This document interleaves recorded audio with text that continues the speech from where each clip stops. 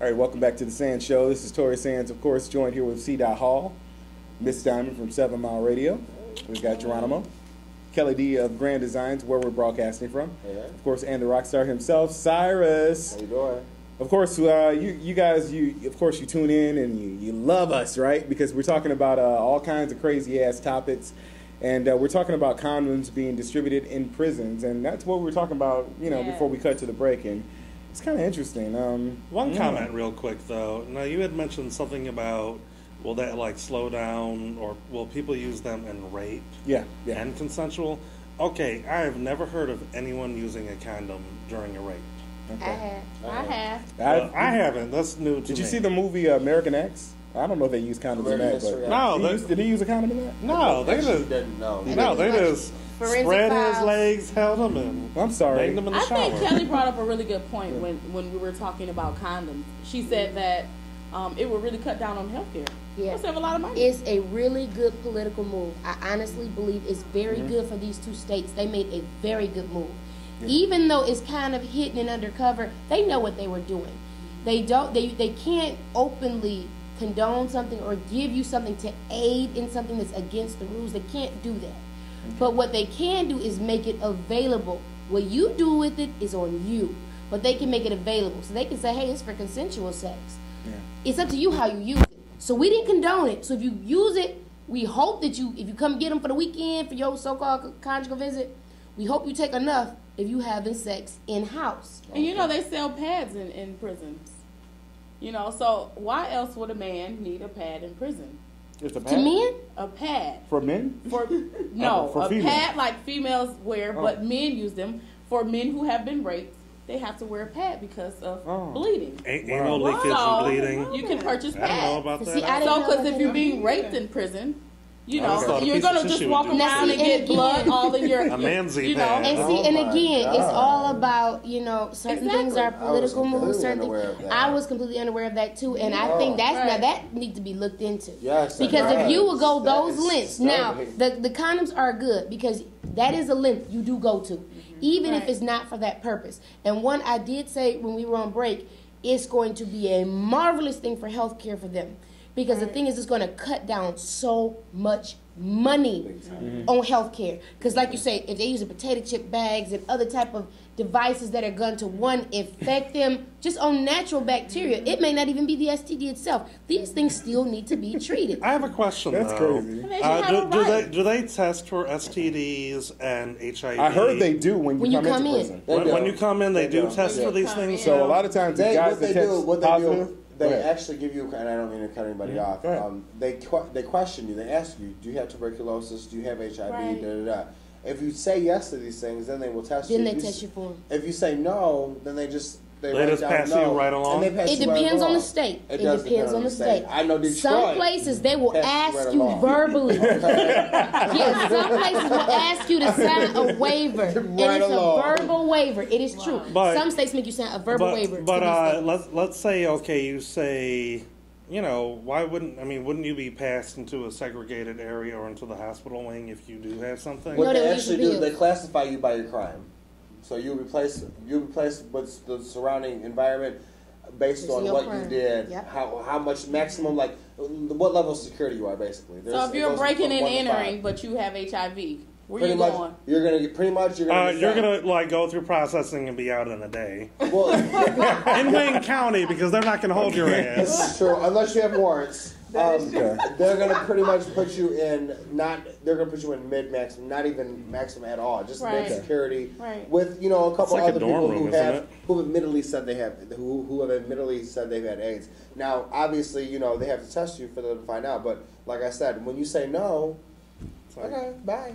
Okay, let me ask you. Can I ask you guys this, since we're talking about prisons and condoms being distributed? What do you guys think about condoms being distributed in high school? And would that then decrease the high risk of teenage pregnancy or only promote sexual activity? Now, wait, before you guys answer that. Now, according to the Obama administration, 2010 budget eliminated spending for abstinence only, shifting funds to pregnancy prevention education that include abstinence along with medically accurate and age-appropriate information.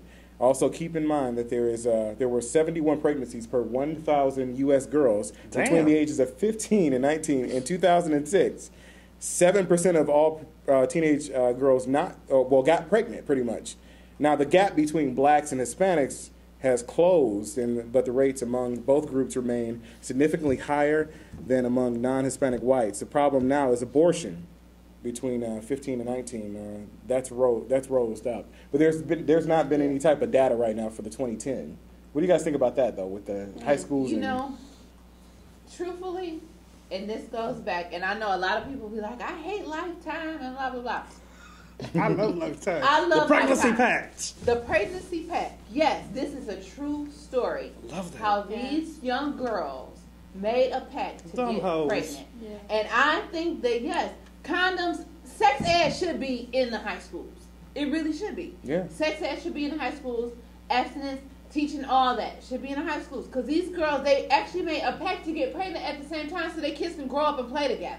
I mean, how dumb is that? They're not thinking about the road ahead of taking care of the child or, you know, going to college or anything. They're a just living about, baby doll. Right. They're just thinking about the fantasy world. Oh, I have a cute little baby. And they're not thinking about the baby growing up. Then we can buy clothes together and have our baby showers together. I definitely think that, Stupid hoes. you know, that condoms or, you know, basically in the pregnancy pact, they were saying that it should be enforced in the homes. And it does start with the homes, but if you can't get through the homes, because you do have quite a few young mothers and the young fathers out here that you can't get through, then you need to go through the second home, which is the teacher. Well, you know what? When I think about sex ed, I think about middle school. We had a sex ed class. Yeah. And most of my friends, we all were given condoms and we all were showing the pictures and things of that, you know, depending on that. But a lot of my friends used the condoms because that's what we were taught. Right. So you have to teach it. You have to instill it. You know, so I mean, I believe that sex ed or condoms should be given out not in high school, but it should start a little bit earlier. Because some of these kids are just high. Yeah, you know, there's nothing that you can do about it. And a lot of people, you know, and even with that movie, a lot of people were scared that if we gave them the condoms, that's going to provoke the kids to do it even more. Not They're going to do it anyway. They're going to do it anyway because of peer pressure. Exactly. However, if you give them the right tools to say, look, it could deter them from doing it. You never know. Because if you tell them the consequences, you do have some smart kids out here. Okay, and a lot of the new AIDS cases are kids who are 13 to 18 years old. 75% of young and you can walk into the clinic here in Detroit if you're 13 with HIV without your parents' consent to get tested for HIV. No, it is HIV. So, I mean, I believe that condoms should be given out. And just to touch on sex ed, I was taught sex ed in 5th grade. Yeah. 5th grade, elementary school. Well, my mother took me, and when I was in the 7th grade, she was like, "Do you need any condoms?" And I'm like, you know, blush, and I'm so embarrassed. But you know what? Exactly what you ladies were talking about. Kids are gonna fuck. Pretty much. They're gonna fuck regardless. If you tell them don't have sex or your dick and your pussy's gonna fall off, they're gonna fucking fuck. You can't see you're pregnant. Can I say fuck anymore? But they're going to have sex, and you know.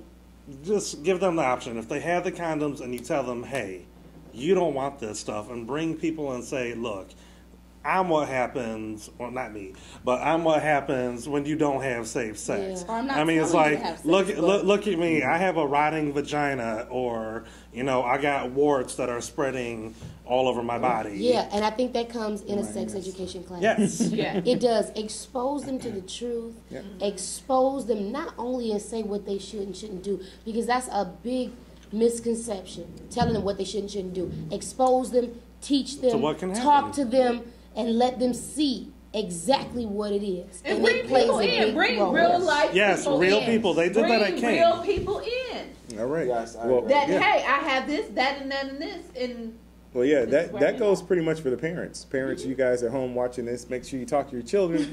Even if your children say, you know, they say, talk to the parents, because the parents out here getting, you got young people.